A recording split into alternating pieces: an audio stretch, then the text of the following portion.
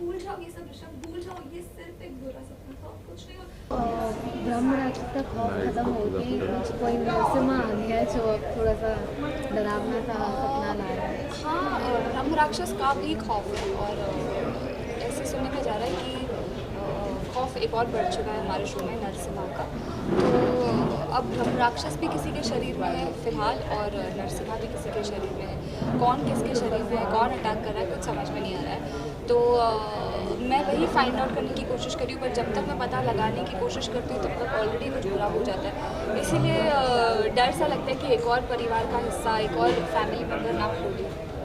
तो ऋषभ भी कहीं ना कहीं डरे हुए थे और आप उन्हें संभालने की कोशिश करी आज न्यूज़ में। हाँ, ऋषभ एक्चुअली बहुत मुश्किल से बाहर निकला है और इसलिए वो थोड़े से एक सदमे में है। कहते हैं ना, वो पागलपन टाइप का छाया हुआ है उसके ऊपर। तो वो कहते जा रहा है कि जैसे हमको कुछ सॉल्व करनी है कोई मिस्ट्री, तो हम बोलते कि नहीं मुझे सॉल्व करना ही है, करना ही करना है, पर हालत नहीं है करने की, तो इसलिए मैं उसे रोकती हूँ और उसे वापस सुला देती हूँ। तो वो बहुत टेंशन में है, मैं भी बहुत टेंशन में हूँ, सब घर में टेंशन में है एज़ यूजुअल।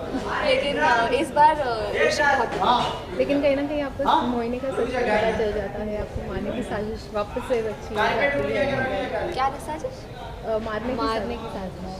तो हर एपिसोड में मुझे मारने की साजिश होती है, इसमें कोई बात नहीं है। आई थिंक सब मेरे जान के पीछे पड़े हुए हैं, लेकिन बचती तो मैं ही हूँ, तो पता नहीं। लेकिन हाँ, माँ की सच्चाई पता चली तो वो सुन के बहुत सदमा लगा। एक एक जन की सच्चाई पता चल रही है और सबके चेहरे के ऊपर चेहरा छुपा हुआ है। सब जो जैसा दिखता है वो वैसा बिल्कुल नहीं है। तो अब किस पे ट्रस्ट करें और किस पे नहीं, कुछ समझ में नहीं आ रहा है। इस पूरे घर में अगर मैं सिर्फ एक ही इंसान पे ट्रस्ट कर सकती हूँ और वो है ऋषभ, तो आई होप वो कभी मुझे धोखा ना दे। हमें ये भी सुनने में आया कि नरसिम्हा जो है वो अब आपका साथ देगा कहीं ना कहीं इन फ्यूचर आगे जाकर। तो कहीं ना कहीं सुनने में आया, ये तो हमको सुनने में नहीं आया है। हमने सुना है, हमने पता लगा है।